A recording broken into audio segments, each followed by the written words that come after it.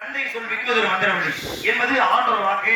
கண்ணுக்கு தெரியாத கடவுளை தேடி அடைவதை விட கண்ணுக்கு தெரிந்த உதவியும் நம்ம ஈண்டெடுத்த தாயும் தந்தையுமே. தாயை படியாத எந்த ஒரு காரியமும் இந்த உலகத்தை சரிவர ஈடேறியதாக எந்த புராணமோ எந்த இதிகாசமோ எந்த இலக்கியமோ இல்லை. தாயை பணிந்தால் மட்டும்தான் சிறப்பு. ஏன்? மிகப்பெரிய கற்புக்கரசியாக வாழ்ந்தவள் மகாபாரதத்திலே காந்தாரி. ஏன்? தான் கல்யாணம் பண்ணிக்கிற கணவன் திருதராஷ்டிரன் கண் தெரியாது என்று தெரிந்தவுடனே தானும் கண்ணை கட்டிக்கிட்ட ஒரு மிகப்பெரிய கற்புக்கரசியார்னா அவ காந்தாரி. ஒருவேளை அந்த கண்கட்டை அவிழ்க்காமலே இருந்திருந்தா அப்படின்னா இன்னும் அவர் புகழ் உலகமுங்கள் வர இருக்கும். ஆனா கண்கட்டை அவிழ்ந்து விட்டார். ஏன்? தான் பிள்ளை நல்லா இருக்கணும். ஏன்னா துரியோதனே கெட்டவங்க, அதுல மாற்ற கருத்து கிடையாது. பாண்டவர்களுக்கு ஊசி முனை குத்துற அளவு கூட இடம் தர முடியாது. நீங்க போர் பண்ணி எடுத்துக்கடா என்று சொன்னதாலதான் உருவானது மகாபாரத யுத்தம்.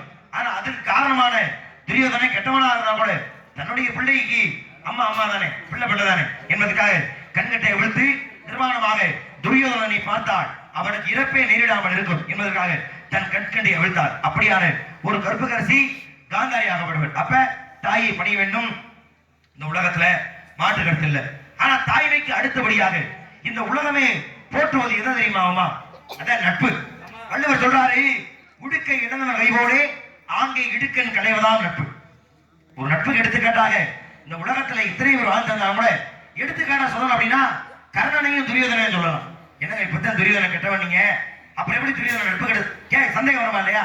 ஆனா ஏன் சொல்றேன்னா நட்புன்ற அடிப்படையில துரியோதனை ரொம்ப நல்லவனாவே இருந்தான். இப்ப கர்ணனை சொன்னா எல்லாருக்கும் ஞாபகத்து வருவது அவன் செய்த தான தர்மங்கள். பெரிய கர்ண மகாராசா அவரு அள்ளி கொடுக்கிறாரு. ஒரு பேச்சு கூட நம்ம கர்ணனை ஒரு கொடை வள்ளலா சித்தரிக்கிறோம், உண்மையாது. ஆனா அவன் இந்த அளவு கொடை வள்ளலாக வாழ்ந்தானோ அதே அளவு அவன் மிகச்சிறந்த வில்லாளியும் கூட. ஆனா அர்ஜுன ஒரு இளவரசன் என்பதால வாய்ப்பு எளிதாக கிடைச்சிச்சு.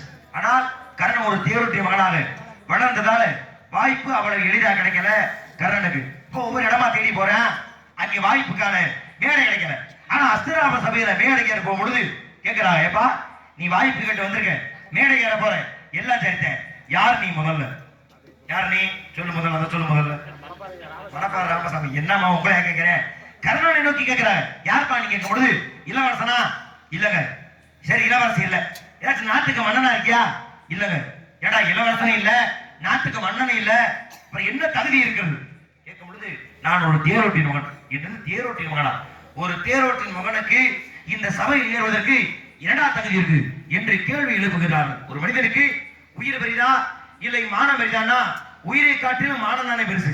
அந்த மானத்தை இழந்து கருணை கூணி குறுகி வெட்கப்பட்டு ஒரு புழு மாதிரி நிற்கிறார். எல்லாரும் வேடிக்கை பார்க்கிறாங்க. பீஷ்மர், கிருவர், துரோணர் எல்லாரும் வேடிக்கை பார்க்கும் பொழுது ஒரே ஒருத்தன் மட்டும்தான் குரல் கொடுத்தான். யாரு?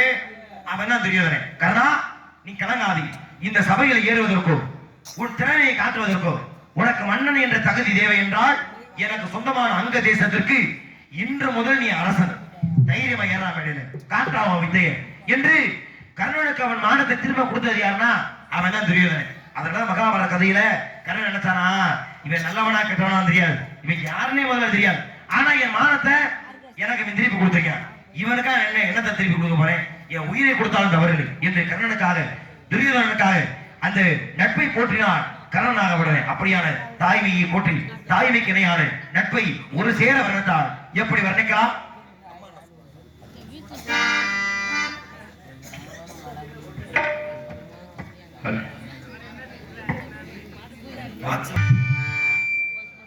எத்தனை விசில்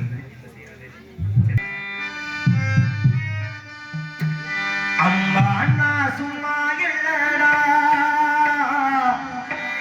அவையில்லே நான் யாரும் இல்லடா, தங்கம் கொண்ட பூமி பூமி உன்னை தாங்கிக் கொண்ட சாமி சாமி,